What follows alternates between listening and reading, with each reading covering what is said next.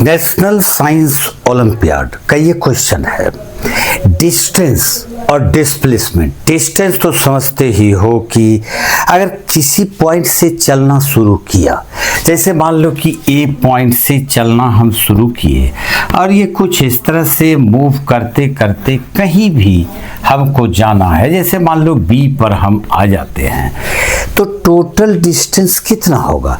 तो यहाँ पर ये सिंपल है, टोटल डिस्टेंस के लिए सारे डिस्टेंसेस को ऐड कर देते हैं, तो जब ऐड कर देंगे तो वो टोटल डिस्टेंस निकल गया। लेकिन सवाल उठता है कि डिस्प्लेसमेंट कैसे निकालेंगे, डिस्प्लेसमेंट क्या हो सकता है, और वो भी तब जबकि डिस्प्लेसमेंट एक सर्कुलर मोशन पर कैलकुलेट करने दिया जाए तो नेशनल साइंस ओलंपियाड का ये क्वेश्चन है। क्वेश्चन कुछ इस प्रकार से है कि कोई भी बॉडी एक सर्कुलर मोशन में रिवॉल्व कर रहा है, जैसे मान लो कि वो पी पॉइंट पर है और ये सर्कुलर पाथ पर मूव कर रहा है, तो एक कंप्लीट रिवॉल्यूशन के बाद, एक कंप्लीट रिवॉल्यूशन का क्या मतलब हुआ? एक कंप्लीट रिवॉल्यूशन का मतलब है कि यहां से ये स्टार्ट किया पी पॉइंट से और ये इस तरह से यहां से चलते चलते चलते चलते ये एक पूरा ये कवर कर लिया और फिर जिस पॉइंट से वो शुरू किया था उसी पॉइंट पर वो पहुंच गया। तो टोटल डिस्टेंस और डिस्प्लेसमेंट क्या होगा?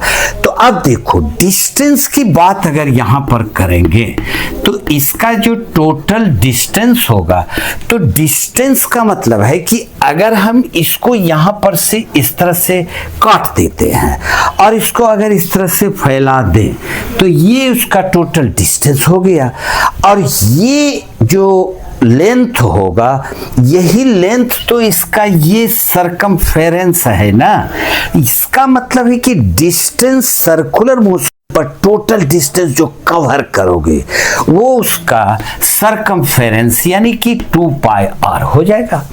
अब इसमें रेडियस तुमको दिया हुआ है, मान लो कि ये 70 मीटर दिया हुआ है, 70 मीटर, तो इसका डिस्टेंस क्या होगा? तो डिस्टेंस हो जाएगा 2 इंटू 22/7, पाई का वैल्यू 22/7 लेंगे और इंटू आर 70 है, 70 मीटर है, इसको यहां से कैंसिल कर देंगे, इज इक्वल टू 22 इंटू 2 44 और 1 0 इतना मीटर, 440 मीटर उसका डिस्टेंस है। लेकिन फिर ये क्वेश्चन आ जाता है कि उसका डिस्प्लेसमेंट क्या होगा?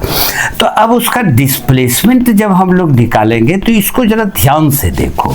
डिस्प्लेसमेंट निकालने के लिए डिस्प्लेसमेंट होता है जो शॉर्टेस्ट डिस्टेंस ट्रेवल करोगे, यानी कि जैसे कि मान लो कि तुम यहां से चले और इस तरह से पाथ कवर करते हुए इस तरह से चलते हुए यहां तक आ गए, तो ये तो डिस्टेंस है। अब डिस्प्लेसमेंट क्या होगा? तो ये डायरेक्ट इसको यहां से मिला दो, ये डिस्प्लेसमेंट हुआ, यानी कि सबसे छोटा जो डिस्टेंस है दोनों इनिशियल पॉइंट और फाइनल पॉइंट के बीच का जो एक्चुअल लेंथ है, शॉर्टेस्ट डिस्टेंस है, वही डिस्प्लेसमेंट होगा।